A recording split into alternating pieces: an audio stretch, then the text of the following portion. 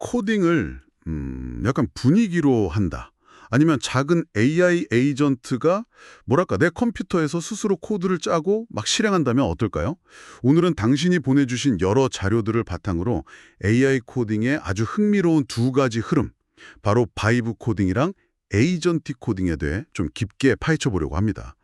뭐 유튜브 실험 영상도 있고 논문, 기술 블로그, 전문가 인터뷰까지 다양하던데 여기서 진짜 핵심만 뽑아서 쉽게 알려드릴게요. 네, 좋습니다. 오늘 목표는 단순히 개념 나열 이런 거 말고요. 각 방식이 실제로 어떻게 돌아가는지, 또 어떤 경우에 쓰면 좋을지, 그리고 이게 개발자로서 당신에게 어떤 의미가 있을지 좀 깊이 있게 들여다보는 거죠. 특히 이 두 방식이 근본적으로 어떻게 다른지, 또 앞으로 어떻게 될지 이런 가능성에 좀 주목해서 들어보시면 더 재밌을 겁니다. 좋아요. 그럼 먼저 바이브 코딩부터 시작해 볼까요? 이게 AI랑 대화하듯이 코딩하는 방식이다. 이렇게 들었거든요. 예를 들어 공학용 계산기 만들어줘. 이렇게 자연어로 말하면 커서나 코파일럿 같은 도구가 코드를 짠다는 거죠. 근데 자료 보니까 이게 생각보다 시간 절약 효과는 크지 않다. 2.8에서 5.4% 정도다. 이런 연구 결과가 있어서 약간 의외였어요. 네, 정확히 보셨네요. 바이브 코딩은 개발자가 직접 한 줄 한 줄 코딩하기보다는 약간 지시자나 편집자 역할에 가까워지는 모델이에요. 그래서 좋은 결과를 얻으려면 프롬프트 엔지니어링이 중요해요. 예를 들어 AI한테 질문을 좀 구조화해서 던지는 PROMPT 방식이라든지 아니면 좋은 코드 설계를 위한 솔리드 원칙 같은 걸 좀 명확히 알려주는 거죠. AI가 코드를 일단 생성하면 그걸 이제 받아서 검토하고 수정하고 또 테스트하고 이걸 계속 반복해야 해요. 그 유튜버 실험 영상에서도 나왔듯이 처음부터 완벽한 걸 기대하기보다는 작업을 잘게 쪼개서 AI한테 맡기고 협업하는 방식이 더 효과적이죠.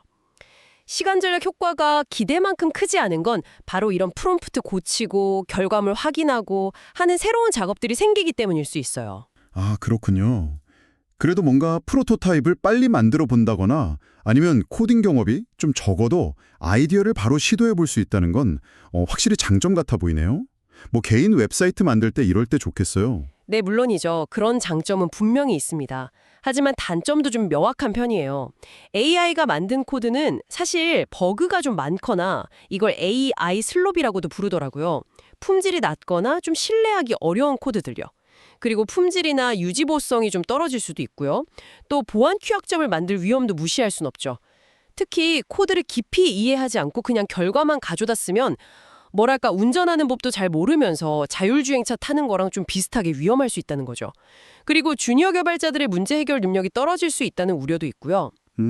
바이브 코딩이 AI랑 같이 협업하는 거라면 자료들 보니까 훨씬 더 자율적인 방식도 있던데요.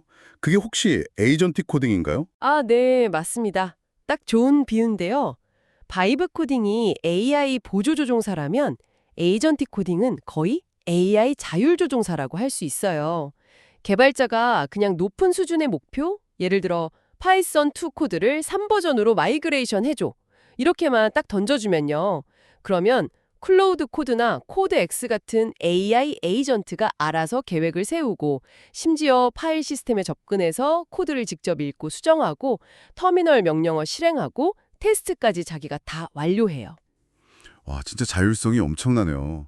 어떤 유튜브 영상 보니까 AI가 자기 복제 스크립트, 그러니까 AI가 만든 악성 코드를 만드는 실험까지 하던데, 와, 심지어 샌드박스 환경 안에서 컴파일러나 깃 같은 도구들도 자기가 알아서 쓴다고 하고요. 그게 기술적으로 가능한 건가요? 네, 가능합니다. 에이전트는 목표를 달성하기 위해서 필요한 도구들, API나 라이브러리, 터미널 명령어 사용법 같은 걸 학습해서 스스로 활용할 수 있거든요. 그래서 복잡한 작업 프롬 자동화나 대규모 코드 리팩토링, 아니면 CI/CD 통합 같은 데 강점을 보여요.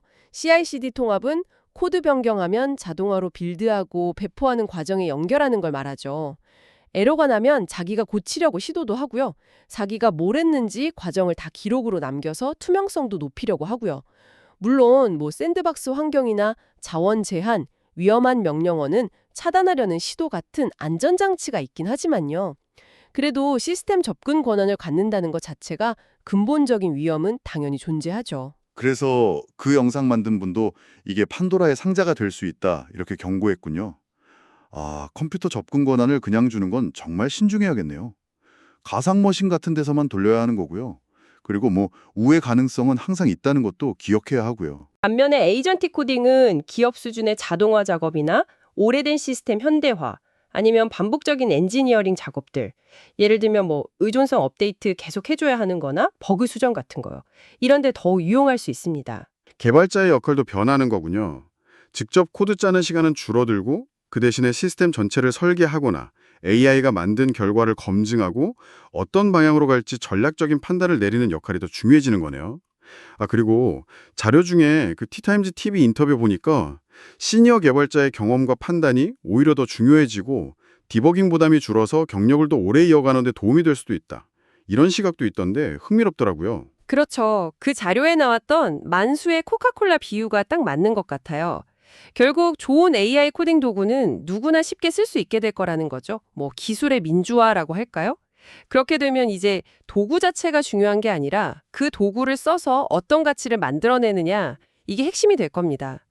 그리고 소규모 팀이 AI를 잘 활용해서 그 팀원 간의 커뮤니케이션 비용 같은 걸 줄이고 더 큰 프로젝트를 효율적으로 해낼 가능성도 제기되고 있고요. 네, 오늘 이렇게 AI 코딩의 두 가지 다른 모습, AI로 함께 만들어가는 바이브 코딩, 그리고 AI가 목표만 주면 알아서 처리하는 에이전틱 코딩에 대해 살펴봤습니다.